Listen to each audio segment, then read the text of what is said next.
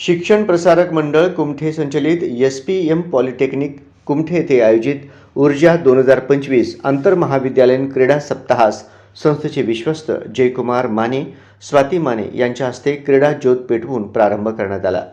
यावेळी महाविद्यालयाच्या प्राचार्या रोहिणी चव्हाण, प्राध्यापक अतुल पत्की, प्राध्यापक मल्लेशी बगले, प्राध्यापिका गिरिजा दीक्षित, प्राध्यापक अनंत चौधरी, प्राध्यापक विवेक राशुणकर, प्राध्यापक ज्ञानेश्वर जाधव, क्रीडा प्रमुख प्राध्यापक नागेश मैत्रे यांच्यासह प्राध्यापक व कर्मचारी वर्ग मोठ्या संख्येने उपस्थित होता।